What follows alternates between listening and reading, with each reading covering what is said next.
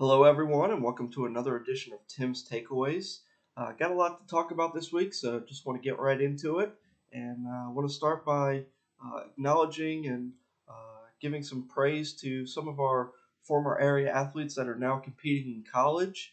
We've got a lot of terrific athletes doing great things at the next level. So uh, I think once a month I'm going to use one of these Tim's Takeaways to just talk about a few of them and let you guys know what they're doing. So we'll first start with cross country, and former Laney standout Natalie Tyner is now at North Carolina UNC, and in their first meet of the season, she had a fourth place finish up in Charlotte to help the Tar Heels come away with the victory. So after a stellar high school career in which she won four Mid-Eastern Conference titles and just really did tremendous things with Laney. She's now doing the same thing with North Carolina, and not surprising at all to see Natalie uh, doing so well up there. She's a great runner and a great young lady, so wish her all the best.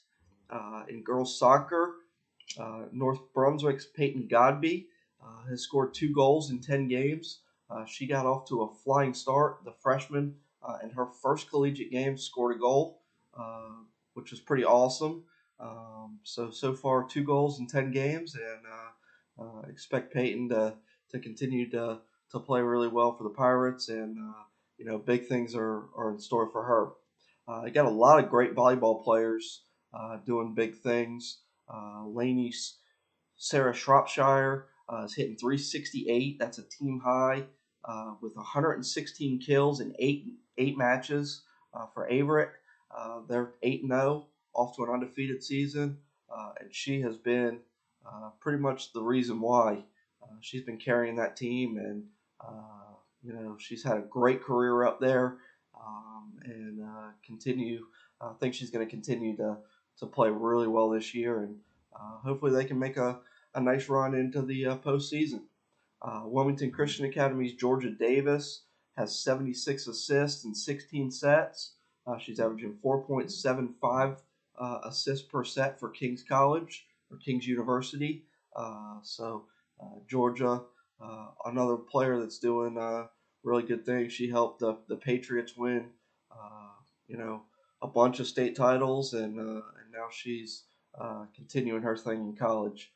Ashley's Juliana Askew, another player that was just fantastic. I'm sure a lot of you remember her.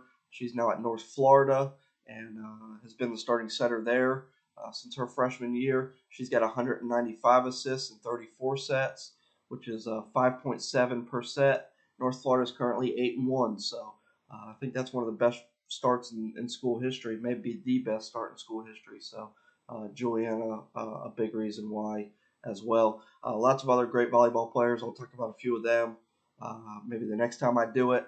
There were a lot to pick from, so I just singled out those three. But we've got a lot of great volleyball players doing big things.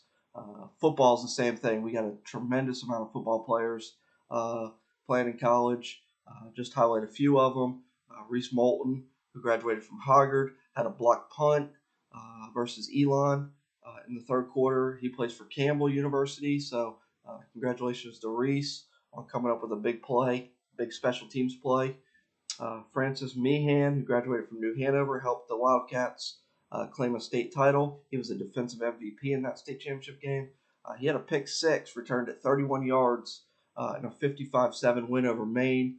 James Madison's currently ranked third in the FCS, so the Dukes are an impressive team and one of the favorites to claim the national title this year. Francis Meehan getting some playing time and producing while on the field. Hoggard's Josh Jones, one of the best quarterbacks to ever come through Wilmington, was 27 of 48 for 368 yards. He threw for 3 touchdowns, also ran for another one for UNC Pembroke. Unfortunately, they lost in overtime in their season opener, but Josh has been the starter at UNC Pembroke since his freshman year and just continues to put up huge numbers for the Braves. And then the last player I want to single out is Laney's Imeke Watkins. He's at Chowan. He's got 10 catches so far for 178 yards and a touchdown. in 2 overtime victories. So far, off to a great start for Chowan, for Imeke Watkins, who was another just terrific player in this area out of the Laney program. We also started middle school sports this week, and again in football had some really thrilling games. Myrtle Grove trailed 16-0 in the second half. Was able to come back and take a 22-16 win over Holly Shelter. So big comeback for the Gators. Also, probably potentially the game of the year. It usually is. Roland Grace and Noble. The winner of that game has won the past 6 county championships, and it was kind of a back and forth affair early. Uh, Noble took the lead early. Roland Grace came back and scored 14 unanswered points, and then Noble took control by scoring, then recovering an onside kick and scoring again, and they held on for a 24-22 victory. So a couple really close middle school football games, and softball. Kind of the powerhouse has dominated. We expect Roland Grace and Trask both picked up victories. Then Holly Shelter also got a victory last week. This will be a busy week for middle school sports. Each team will play 3 games, so Saturday's middle school roundup will be fairly large. I'll be out at a couple of events, so I'll have some photo galleries, so be sure to check that out. Let people know, too. I don't know still that a lot of people know that I cover middle school sports, so when you're out at a game and kind of talking to some other parents or talking to your teammates, be sure to let them know to check out the website on Saturdays for the middle school roundup and photo galleries. Uh, I'll, I'll end this week with a little bit of a preview of Tuesday's huge volleyball match over at Hoggard between Ashley and Hoggard. Of course, I'll be there. Love covering those matches. Three out of the past 4 matches that these teams have played have gone 5 sets. Would not surprise me at all if they go 5 again on Tuesday night. Um, I'm looking forward to seeing how a younger Hoggard group can compete in their first rivalry match. Of course, the Vikings lost so much senior talent off of last year's team, so it's a group, led by Lena Cosgrove, Allie Royal. They're upperclassmen, but then there's a group of really talented sophomores as well that get a lot of playing time. So we'll see how they play against a more veteran and more experienced Ashley team. They've still got a lot of new faces as well, but Ashley does have Annalise Askew and Savannah Cook, who are terrific players, have been terrific players for a few years now, and they've got kind of the experience edge in the matchup. So super excited to see how that one plays out. Like I said, I'll be there.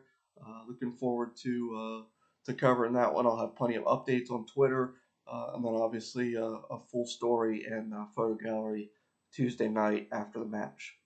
Hope you guys have a great week, and looking forward to getting out and about to a bunch of events. If you see me out there, be sure to stop by and say hey. Love talking to you guys out and about at games. So don't be shy. If you see me, say hi, and we can definitely have a conversation. And I'll feel free to pick my brain about whatever you want if I'm not in the middle of trying to take pictures and keep stats and everything. But like I said, hope you guys have a great week, and we'll talk to you next week. Bye bye.